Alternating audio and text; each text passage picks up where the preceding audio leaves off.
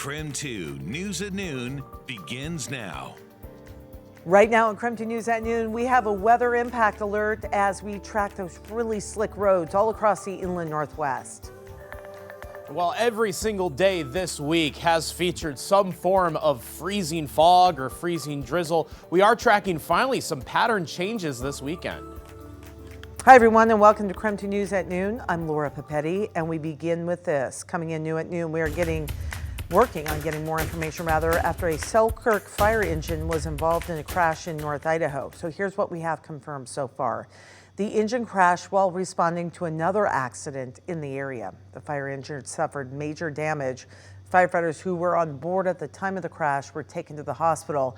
The fire department says their injuries appear to be minor.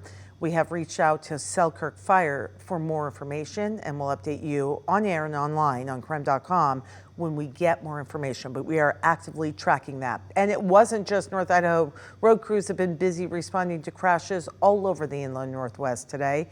Several cars were involved in this crash on Trent Avenue near Argonne in Spokane Valley. So the good news is no one was seriously hurt in that accident, so we're glad about that. We do have a KREM 2 weather alert this afternoon because of those icy conditions. Let's check in with meteorologist Thomas Patrick. And Thomas, I've been out driving around this morning.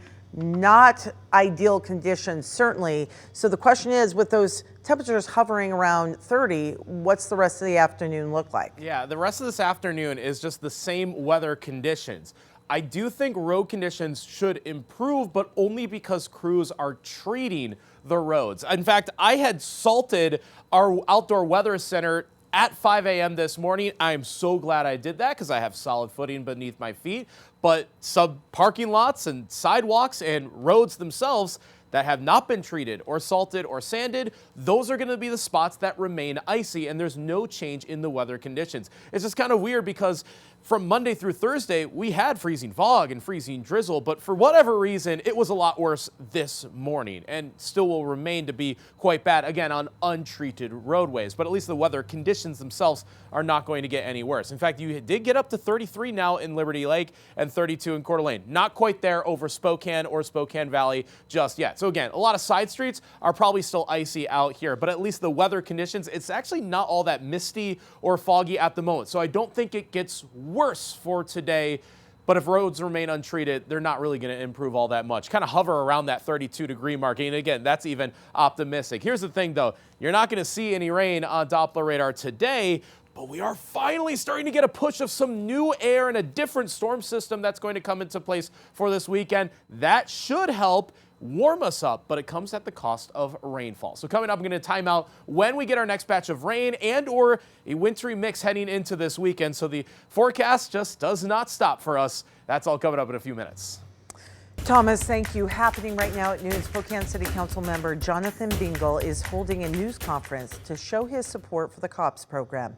As KREM 2 previously reported, the Community-Oriented Policing Services, or COPS, could see changes to its budgets. COPS offers non-emergency services within the city, and as the city deals with a budget deficit, it has told the program its funding is no longer guaranteed. Bingle would like to see the city fund and keep the COPS program. The council is currently working to approve a new city budget, and we'll have more on Bingle's comments tonight on KREM 2 News, first at 4. There is a new way to track homelessness in Spokane County. The Homelessness Data Dashboard was created in partnership with the cities of Spokane, Spokane Valley, Spokane County, and the Spokane Regional Health District. The partnership says the dashboard is designed to help people identify gaps in the system, track progress, and make some informed decisions. The Kootenai County Sheriff's Office is warning of a new scam involving letters claiming to be from Kootenai County. So those letters claim to be from collection agents and demand immediate payment for overdue property taxes. The letter includes a phone number to call.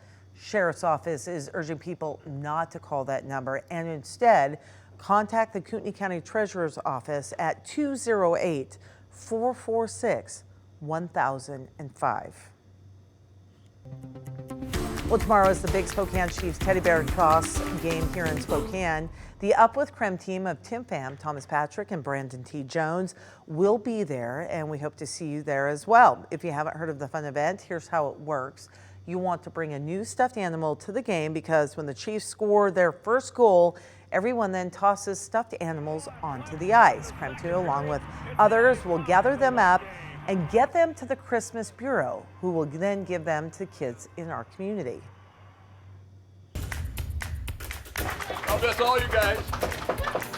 Everyone. And still ahead on KREM 2 News at Noon, a longtime Spokane sandwich maker hangs up his apron. Up next, a look at Tom Dominy's last day making sandwiches.